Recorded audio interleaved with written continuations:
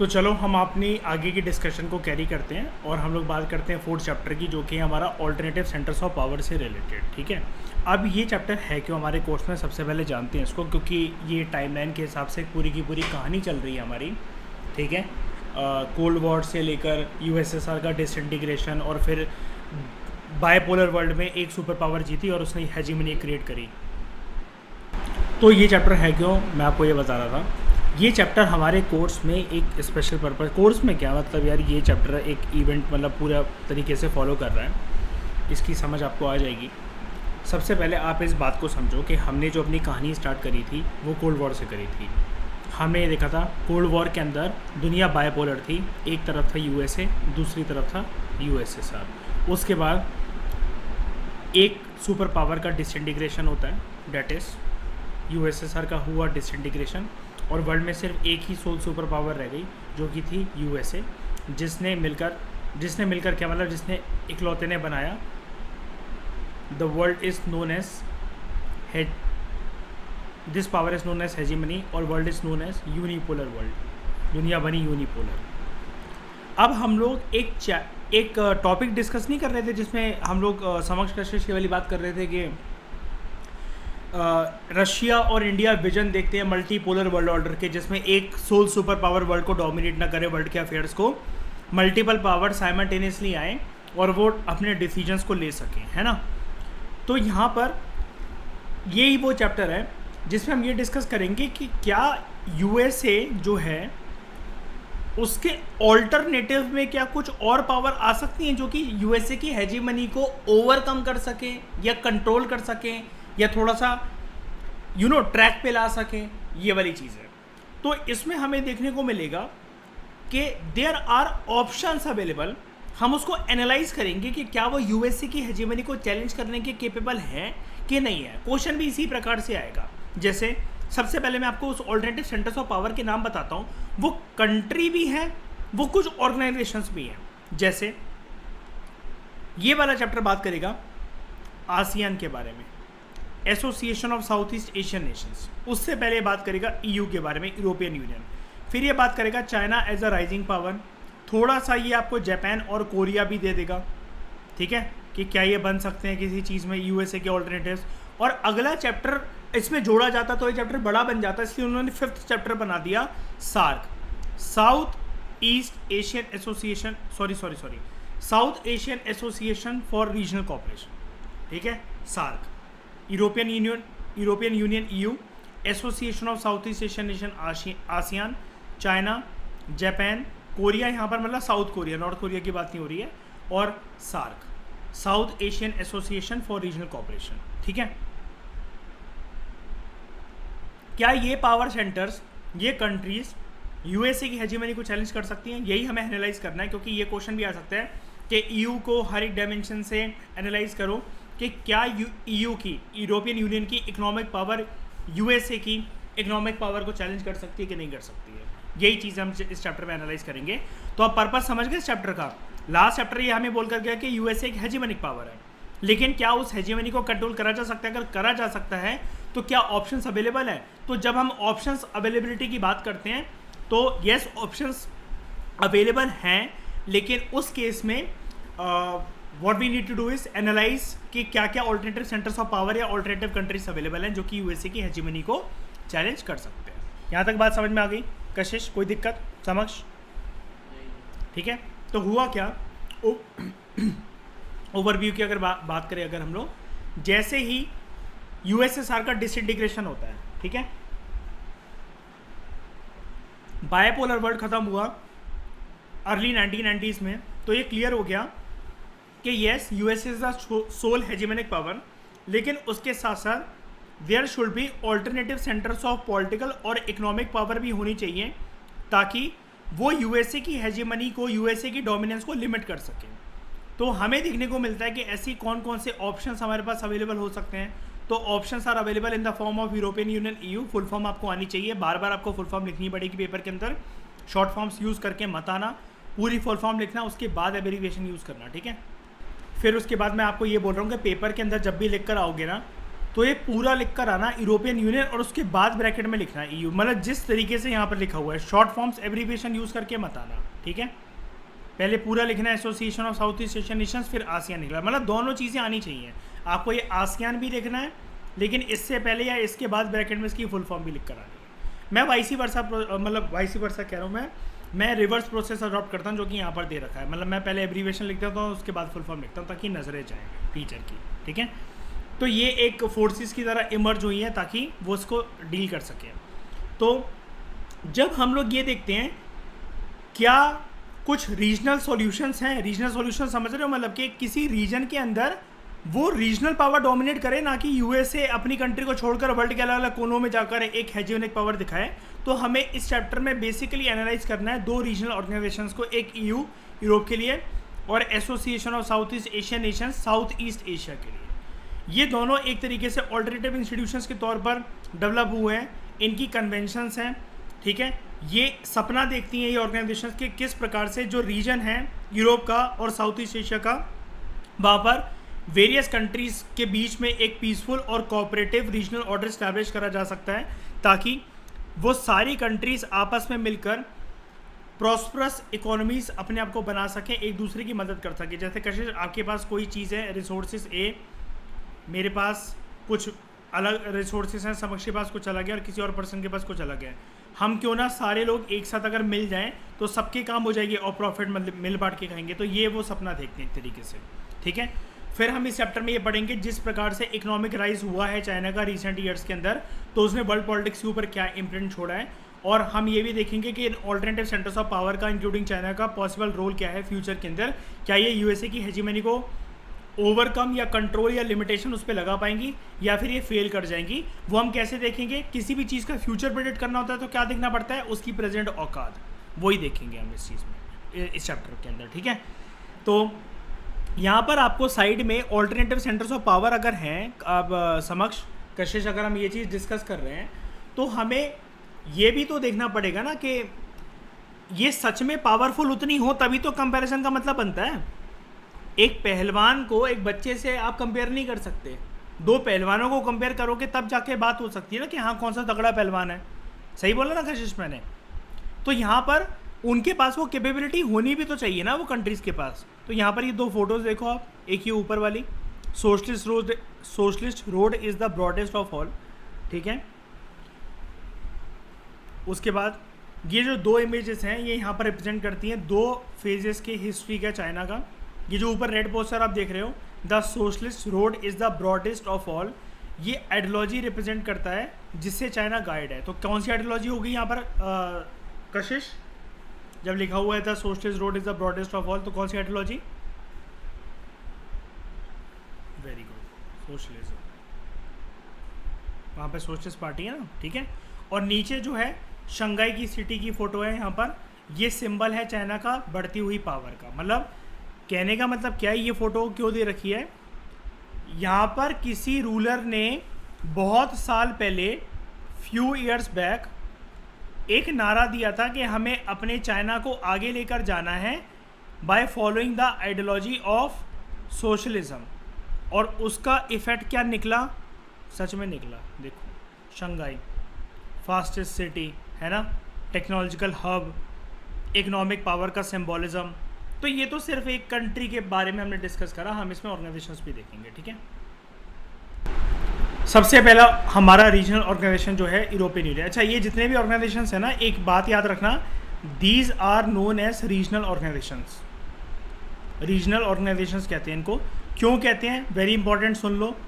Regional organisation इसलिए क्योंकि सबसे इसके कुछ पॉइंटर्स होते हैं। जैसे कभी क्वेश्चन आ जाए ना, कुछ क्वेश्चन ऐसे आ जाते हैं जिनके आंसर प्रॉपर तरीके से बुक में नहीं मिलते। आप कहते हो यार मैंने पढ़ तो रखा था लेकिन ये जो पूछ रहा है मुझसे, इसकी एक्सप्रेशन क्रिस्टल क्लियर मेरी बुक में अवेलेबल नहीं है एनसीईआरटी में।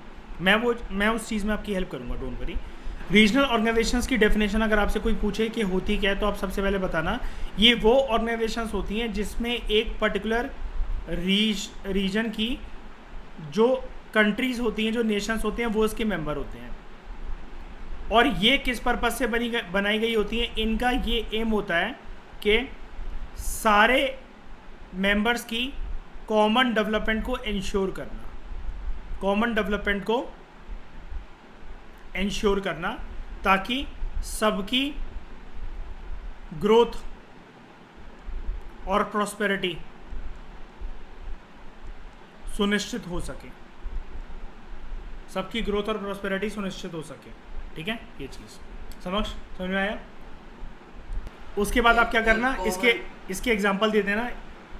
जैसे साउथ ईस्ट एशियन नेशंस की डेवलपमेंट के लिए आसियान है, यूरोपियन नेशंस की डेवलपमेंट के लिए ईयू है, और साउथ एशिया की डेवलपमेंट के लिए सार्क है। कॉमन वो करेंसी। तो जैसे ही, ध्यान से सुनना, यूरोपियन यूनियन की स्थापना होती कैसे, जैसे ही सेकेंड वर्ल्ड वॉर खत्म होने पर आता है। कब खत्म होता है सेकेंड वर्ल्ड वॉर? पर्टिकुलर बताओ मुझे, ईयर और डेट भी बताओ। Second world war world war से पहले खत्म होता है। डेट बताओ इसकी, वरना मारे तुम लोग आज मेरे हाथ से। 19। हाँ 19 क्या? 19 क्या सेकेंड वर्ल्ड वॉर? नहीं यार, सेकेंड वर्ल्ड वॉर का, ये मैं कोल्ड वॉर क्यों पूछ रहा हूँ? 1945। अरे यार 36। 1945, 9 अगस्त 1945। सही तो बोला था? ठीक है, सही तो बोला था। 9 अगस्त। 19 अगस्त क्या बोल रहे थे? 9 अगस्त। ठीक है, हिरोशिमा नागासाकी पे अटैक, तो उसके साथ वह ख़त्म हो जाता है। बड़े सारे जो यूरोप के लीडर्स होते हैं, जब सेकेंड वर्ल्ड वॉर खत्म हुआ तो आपको पता है ना, मैंने एक रूल पढ़ाया था। अब आपको चैप्टर इजी लगेगा, ध्यान से सुनना कशिश, पूरी क्यूरियोसिटी के साथ और फुल डेडिकेशन के साथ। ज़्यादातर जो फर्स्ट वर्ल्ड वॉर हुआ, सेकेंड वर्ल्ड वॉर हुआ, कोल्ड वॉर हुआ, ये वर्ल्ड में कौन सी धरती पे लड़ा गया कशिश? पूरे अर्थ पे कहाँ लड़ा गया? सारे वॉर, ये first world war, second world war, cold war, ज़्यादातर धरती किसकी खराब हुई? मैंने बताया था प्रीवियस डिस्कशंस के अंदर। वर्ल्ड की कौन सी कोने में सबसे ज़्यादा तबाही मची इन सब वॉर की वजह से? हाँ, यूरोप में हुआ ना ये चीज़। तो हुआ क्या, अब जब कोल्ड वॉर खत्म हो जाता ना, याद ध्यान से सुनना, मैं कोल्ड वॉर की बात कर रहा हूँ। जब कोल्ड वॉर खत्म हो जाता है ना, तो क्या हुआ, अब यार यूरोपियन जो कंट्रीज थी, ये भी तो हो सकता था कि वो रशिया की तरफ अलाइंड रहे, और ये भी ऑप्शन था कि वो यूएसए की तरफ अलाइंड रहे। तो कशिश, मान लो कि दो बंदों को आपको पटाना है, बंदे दो हैं, दोनों टारगेट हैं कि कशिश को पटाएंगे हम। तो वो ये देख रहा है कि वो पहले ना चला जाए, है ना, ज़्यादा स्मार्ट बन के, ज़्यादा उससे अच्छी बातें ना करते, वो उससे ज़्यादा इंप्रेस ना हो जाता, क्योंकि ना मैं जाऊँ भागते भागते जल्दी पहले।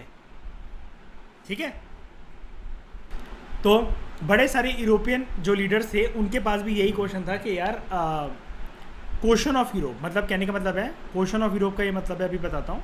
सेकेंड वर्ल्ड वॉर खत्म होने के बाद सबसे पहले यूरोप के सामने जो ये क्वेश्चन था, क्वेश्चन ऑफ यूरोप का मतलब ये है, अब यूरोप की आगे डेवलपमेंट रणनीति क्या, अब होगा क्या यूरोप के साथ आने वाले टाइम में। अब देखो क्वेश्चंस क्या क्या थे।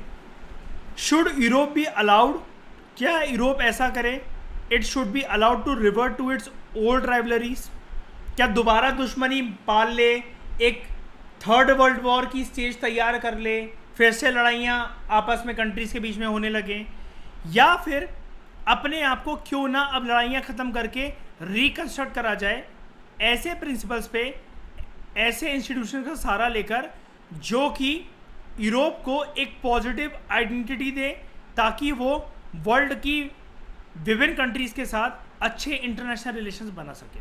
कुल मिलाकर ये वाला पैराग्राफ का मतलब समझ गए ना, 2 ऑप्शंस हैं, या तो फाइट करे आगे जाके, ठीक है, या फिर पीस मेंटेन करें। तो यूरोप ने कौन सी बात चूज करी, क्या और लड़ा यूरोप? इतनी ज़्यादा तबाही ऑलरेडी मच चुकी थी। पहला विश्व युद्ध 1914 टू 1918, उससे पहले भी छोटे छोटे बैटल्स होते थे। Second world war 1939 to 1945, cold war 25 दिसंबर 1991 को जाके ख़त्म होता है। अब एक जैसे होता नहीं कशिश के, एक पर्सन का मतलब ये करते करते कोई भी चीज़ ना यार, मतलब कहते हैं ना अति हो चुकी होती है, पानी गले तक पहुंच चुका था, उसके ऊपर सर के ऊपर भी निकल चुका होता है। तो ये यूरोप के साथ हुआ। अब यूरोप वॉर अफोर्ड नहीं कर सकता था बहुत ज़्यादा लड़ना। तो सेकेंड वर्ल्ड वॉर ने ना बहुत सारी एजम्पशंस और जो स्ट्रक्चर थे ना यूरोपियन स्टेट्स के, उसको चकनाचूर कर दिया। जितना यूरोप ने सोचा था कितना पैसा आएगा, सेकेंड वर्ल्ड वॉर के बाद हम दुनिया की sole super power, greatest continent के रूप में इमर्ज होकर आएंगे, वो होंगे, लेकिन उससे जितनी जान माल की जितनी हानि हुई थी ना, ये यूरोप ने अंदाज़ा भी नहीं लगाया था, क्योंकि वॉर कोई ऐसा तो होता नहीं है। First world war, second world war, cold war, समझ कशिश कुछ ऐसे तो थे नहीं कि बातूनी लड़ाइयाँ थी हैं, बैटल्स तो हुई है ना। एक मिसाइल का भी फूटना, एक बिल्डिंग का भी टूटना, स्टेट के ऊपर खर्चा तो है ही ना। स्टेट मतलब समझ रहे हो ना, नेशन स्टेट के ऊपर खर्चा तो है ही। दंगों में जो गवर्नमेंट बिल्डिंग्स, जो पब्लिक प्रॉपर्टी जो डैमेज होती है, सरकार के ऊपर तो जिम्मेदारी आई जाती है ना, फिर से सड़कें, बिल्डिंग, सब कुछ वो करवाना। हर चीज़ के लिए पैसा चाहिए। लेकिन आपको जानकर ताज्जुब होगा, यूरोप इतना इस टाइम पर वेल्दी नहीं था, यूरोप की कंट्रीज इतनी वेल्दी नहीं थी। वैसे इस चैप्टर में हम लोग कोशिश कर क्या रहे हैं समक्ष, पूरे के पूरे यूरोप को एक कॉमन फ्रेमवर्क के अंदर देख रहे हैं, ये सोच रहे हैं कि पूरे के पूरे यूरोप के हम लोग कॉमन बातें कर रहे हैं। लेकिन वेरियस कंट्रीज अलग अलग होकर अगर हम लोग बात करें ना, कि जैसे अगर हम लोग ले लें ग्रीस को, इटली को, है ना, और उसके बाद फिर आप ब्रिटेन को ले लो, फ्रांस को ले लो, जर्मनी को ले लो, बेल्जियम को ले लो, ऑस्ट्रिया को ले लो, कितने भी कंट्रीज़ के नाम जितने आपके आ सकते हैं, पूरे के पूरे यूरोप की एक कॉमन दुविधा यही थी कि सेकंड वर्ल्ड वॉर के बाद अब रणनीति होनी क्या चाहिए, अब आगे अपने देश को बढ़ाना कैसे, अपने अपने देशों को। तो वो चीज़ कैसे हो गई, मतलब वो चीज़ अलग अलग कंट्रीज ना बोल के कॉमन यूरोपियन प्रॉब्लम हो गई वो वाली चीज़, समझ गए कशिश, इसलिए ये पूरा यूरोप की बात हो रही है, ठीक है। तो यूरोपियन स्टेट्स के सामने ये बहुत गंभीर समस्या थी कि यूरोपियन स्टेट्स को अपने आने वाले रिश्ते चलाने कैसे हैं, how they should be conducted. तो हुआ क्या, 1945 में जिस साल दूसरा विश्व युद्ध, सेकेंड वर्ल्ड वॉर ख़त्म होता है, यूरोपियन स्टेट्स के सामने एक बहुत गंभीर समस्या, बहुत गंभीर दुविधा ये आई कि उनकी इकोनॉमीज कंप्लीट तरीके से बर्बाद हो चुकी थी।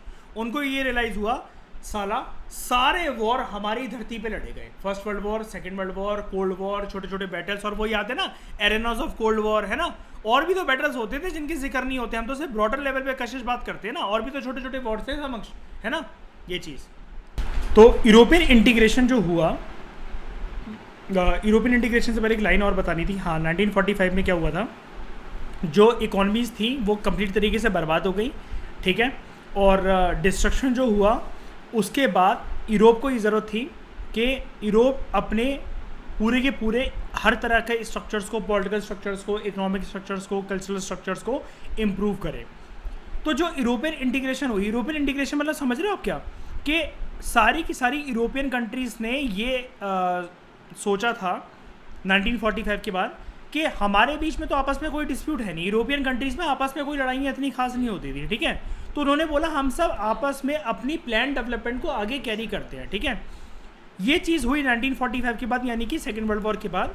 और यहाँ पर कोल्ड वॉर ने आग में चिंगारी का काम कर दिया था कि इसके बाद तो कोल्ड वॉर की घटनाओं के बाद जो एरेनास ऑफ कोल्ड वॉर थे, जो बैटल्स हुए, जो समझ रहे हो ना पूरे का पूरा जो यूरोप बर्बाद हुआ, उसके बाद यहाँ पर कि पूरे के पूरे यूरोपियन कंट्रीज़ अब कंप्लीट तरीके से तहस नहस हो गई, उनको फिर से रिवाइव करने की, रीगेन करने की ज़रूरत है।